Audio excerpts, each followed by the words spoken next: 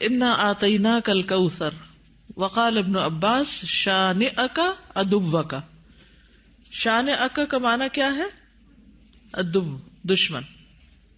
اور شان سے مراد یہاں نبی صلی اللہ علیہ وسلم کا دشمن ہے. اس سے مراد عاص بن وائل، ابو جہل یا عتبہ ہے. لیکن عام معنی یہ کہ قیامت تک جتنے بھی لوگ رسول اللہ صلی اللہ علیہ وسلم کے دشمن ہیں، چاہے وہ آپ کے دور میں تھے یا بعد میں آئے، وہ سب انجام کے اعتبار سے خائب و خاسر ہیں، نامراد ہیں. حدثنا آدم حدثنا شیبان حدثنا قتادہ عن انس رضی اللہ عنہ قال لما عرج بالنبی صلی اللہ علیہ وسلم الی السماء، جب معراج پر لے جایا گیا رسول اللہ صلی اللہ علیہ وسلم کو آسمان کی طرف، قال تو آپ نے فرمایا اتیت علی نہر، میں ایک ایسی نہر کے پاس آیا، حافتاہ اس کے کنارے قباب اللؤلؤ مجوفن، کہ وہ قبے تھے خالدار موتی کے، چھوٹے چھوٹے جیسے گنبد سے بنے ہوئے ہوتے ہیں نا. فقلت ما ھذا یا جبریل، میں نے پوچھا یہ کیا ہے جبریل؟ قال ھذا الکوثر، فرمایا یہ ہے نہر کوثر جو انا آتیناک الکوثر کے پس منظر میں ہے.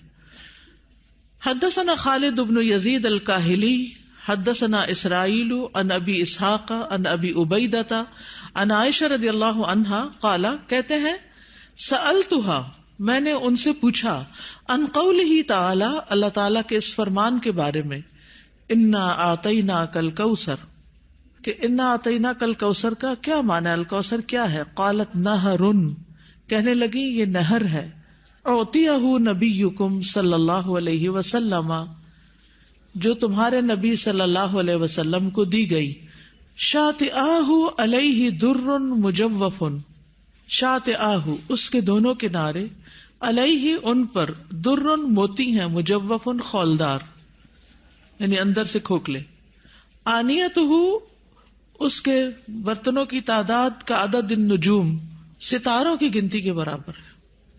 ستارے کتنے ہیں گن سکتے ہیں؟ انگنت. رواہ زکریا و ابو الاحوص و مطرف عن ابی اسحاق. تو انا آتیناک الکوثر کا معنی کیا ہے؟ بلا شبہ ہم نے آپ کو کوثر عطا کی. حدثنا یعقوب بن ابراہیم حدثنا حشیم حدثنا ابو بشر عن سعید بن جبیر عن ابن عباس رضی اللہ عنہما انہ قال فی الکوثر هو الخیر الذی اعطاہ اللہ ایاہ،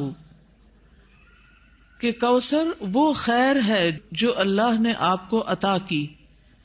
قال ابو بشر قلت لسعید بن جبیر، ابو بشر کہتے ہیں میں نے سعید بن جبیر سے کہا جو ابن عباس کے شاگرد تھے، فإن الناس يزعمون انه نہر، کہ لوگ تو یہ سمجھتے ہیں کہ وہ ایک نہر ہے، فی الجنت جنت میں. فقال سعید، تو سعید کہتے ہیں النہر الذی فی الجنت، کہ وہ جنت والی جو نہر ہے، من الخیر اس خیر میں سے ہے، الذی آتاہ اللہ ایاہ جو اللہ تعالیٰ نے آپ کو عطا کی. تو کوثر کا لفظ جو ہے یہ لغوی اعتبار سے کثرت سے ہے، اس سے مراد خیر کثیر ہے، جیسے کہ آگے ابن عباس کہتے ہیں.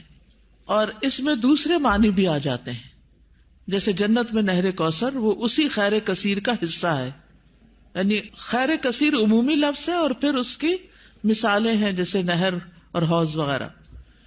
اسی طرح حوض کوثر کو بھی اس کا مصداق بتایا گیا ہے. اہل ایمان جنت میں جانے سے پہلے رسول اللہ صلی اللہ علیہ وسلم کے دست مبارک سے اس کا پانی پیئیں گے. اس حوض میں پانی جنت والی نہر سے آ رہا ہوگا، اس طرح تطبیق ہو جاتی. یعنی اگر کوئی یہ کہے کہ کوثر کا معنی کیا ہے، تو عمومی لغوی معنی کیا ہے؟ خیر کثیر. اور نبی صلی اللہ علیہ وسلم کو اوور آل خیر کثیر ہی عطا کی گئی تھی. اور پھر خصوصی معنی کیا ہے؟ نہر کوثر اور حوض کوثر. حوض کوثر میدان حشر میں ہے، جس سے پانی آئے گا کہاں سے؟ نہر کوثر سے. اور نہر کوثر کہاں ہے؟ جنت میں ہے. اسی طرح آپ صلی اللہ علیہ وسلم کو دنیا میں جو بلند مقام ملا اور آپ کا ذکر کثیر ہوا اور آپ کو فتوحات نصیب ہوئی، یہ سب بھی خیر کثیر میں شامل ہے. دنیاوی اعتبار سے کیا کیا ہے خیر کثیر میں شامل؟ فتوحات، بلند مقام اور ذکر کثیر. نہر کوثر کی خوشخبری سن کر آپ صلی اللہ علیہ وسلم بہت خوش ہوئے تھے. صحیح مسلم کی روایت ہے, حضرت انس کہتے ہیں کہ ایک دن رسول اللہ صلی اللہ علیہ وسلم ہمارے درمیان تشریف فرما تھے. آپ پر نیند سی طاری ہوئی, پھر آپ نے مسکراتے ہوئے اپنا سر اٹھایا تو ہم نے عرض کیا, یا رسول اللہ, آپ کس بات پر ہنس رہے تھے؟ تو آپ نے فرمایا, مجھ پر ابھی ایک سورت نازل ہوئی.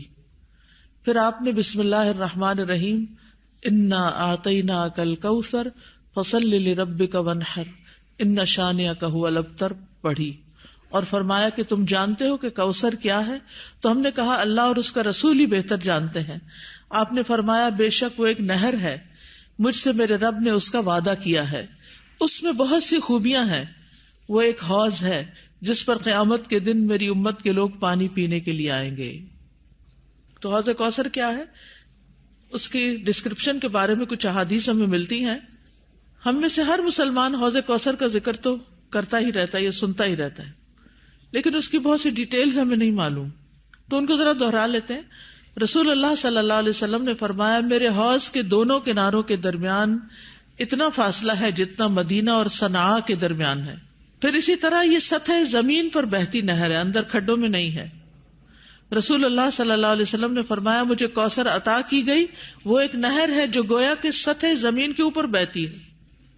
حوض کوثر کی مٹی جو ہے, آپ نے فرمایا, میں نے اپنا ہاتھ اس کی مٹی میں ڈال کر دیکھا تو وہ خالص کستوری کی تھی, نہیں خوشبودار. اس میں کنکریاں بھی ہیں اور وہ اس کے موتی تھے, یعنی سطح پر ہوتی ہے نا کنکریاں پانی کی سطح پر, تو وہ موتی تھے.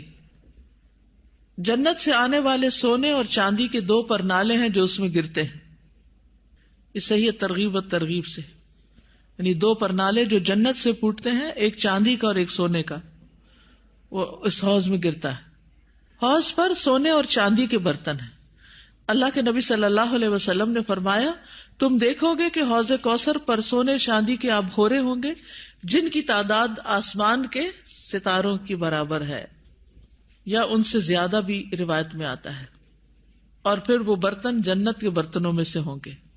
کسی نے عرض کیا, یا رسول اللہ, حوض کے برتن کس طرح کے ہوں گے؟ آپ نے فرمایا, اس ذات کی قسم جس کے ہاتھ میں میری جان ہے, اس کے برتن آسمان کے ستاروں سے بھی زیادہ ہوں گے. ستارے بھی ایسی اندھیری رات کے جس میں بالکل بادل نہ ہو. پھر وہ برتن جنت کے برتنوں میں سے ہیں. اس کا پانی ٹھنڈا, میٹھا اور خوشبودار ہے. رسول اللہ صلی اللہ علیہ وسلم نے فرمایا, میرا حوض عدن اور عمان کے درمیانی فاصلے جتنا ہے.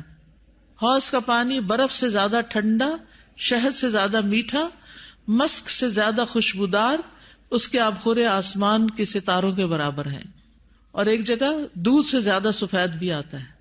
آئس کریم کیا چیز ہے اس کے مقابلے میں. پھر جو ایک گھونٹ بھی پی لے گا کبھی پیاسا نہ ہوگا, اس کے چہرے کا رنگ کبھی سیاہ نہ ہوگا. سبحان اللہ, یہ تاثیر ہے اس کی. دنیا میں کئی ٹوٹکے کرتے رہتے ہیں, یہ کھا لو, وہ پی لو, یہ لگا لو تاکہ رنگ صاف ہو جائے. اس کا ایک گھونٹ پی کر انسان خوبصورت ہو جائے گا. اس نہر پر پرندے بھی ہیں. فرمایا, ان کو کھانا اس سے بھی زیادہ خوشگوار ہوگا. لیکن کچھ لوگ حوض کوثر سے محروم رہ جائیں گے. وہ کون ہیں؟ جو بدعت کرنے والے ہیں, جنہوں نے آپ کے بعد دین کو تبدیل کر دیا. آپ فرمائیں گے یہ دور ہو جائیں, دور ہو جائیں. یہ ڈسکرپشن پڑھ کے پھر شوق بڑھ جاتا ہے نا, اور سنت پر عمل کا شوق بڑھ جاتا ہے کہ اللہ تعالیٰ ہمیں اور زیادہ سنت کا پابند بنائے تاکہ ہم نبی صلی اللہ علیہ وسلم کے قریب ہو سکیں, آپ کا اتباع کریں.